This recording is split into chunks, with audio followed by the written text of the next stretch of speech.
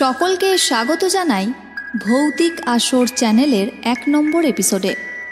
আমি দীপান্বিতা, আপনাদের সাথে সাউন্ড ও গ্রাফিক্সে রয়েছে রনি।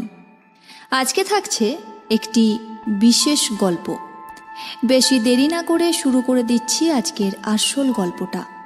মঙ্গল ও শনিবার মানেই ভৌতিক পরিবেশের ঘনঘটা।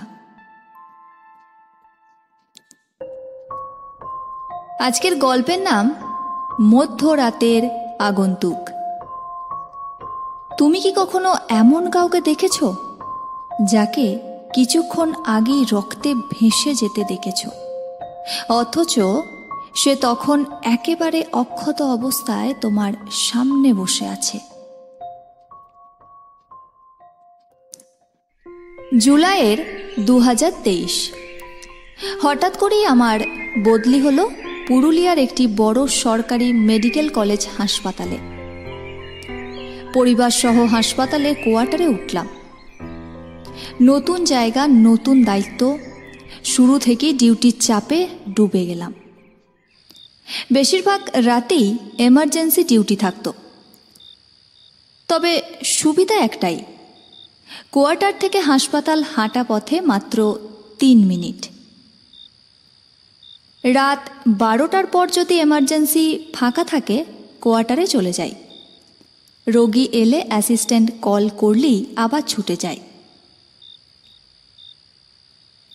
দুর্গাপুজোর আর মাত্র 2 দিন বাকি।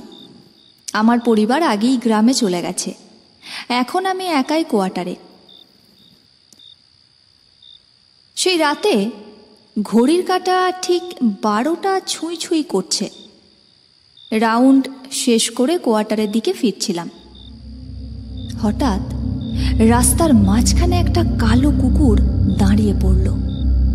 ওর চোখ দুটো অদ্ভুত লালচে আলোয় জল জল করছিল। মুহূর্তের জন্য গা শিউরে উঠল। আমি তেমন গুরুত্ব না দিয়ে এগিয়ে গেলাম। কোয়ার্টারে ফিরে ফ্রেশ হলাম। একা একাই গরম ভাত আর ডাল খেলাম। বাইরে তখন কুকুরের হাহাকার, শীতল হাওয়া বইছে। বিছানায় শুয়ে কিছুক্ষণের মধ্যেই ঘুমিয়ে পড়েছিলাম। হঠাৎ কলিং বেল বাজল, একবার দুবার, থেমে থেমে। ঘুম ভেঙে দরজা খুলতেই দেখি ওয়ার্ড বয় সুমন দাঁড়িয়ে। হাঁপাতে হাঁপাতে বলল, ডাক্তারদা তাড়াতাড়ি চলুন, মারামারির কেস এসেছে, মাথা ফাটা রোগী। এক মুহূর্ত দেরি না করে দৌড়ে হাসপাতালে গেলাম। এমার্জেন্সিতে ঢুকেই দেখি একজন মধ্যবয়স্ক মানুষ রক্তে ভেসে যাচ্ছে, নিজের মাথায় হাত চেপে ধরে বসে আছে।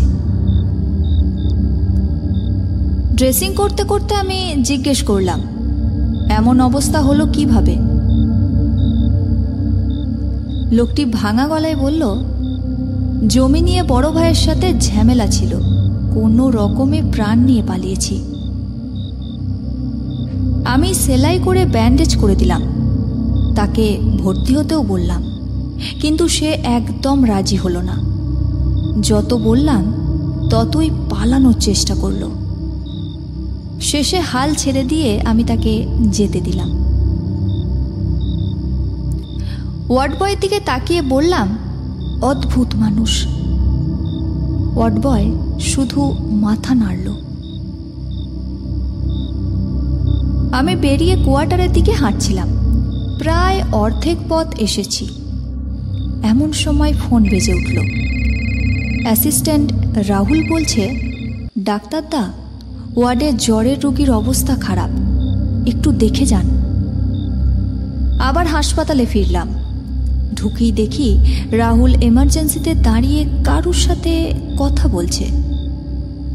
অবাক হয়ে বললাম, তুমি এতক্ষণ কোথায় ছিলে? রাহুল বলল, দোতলায় ছিলাম।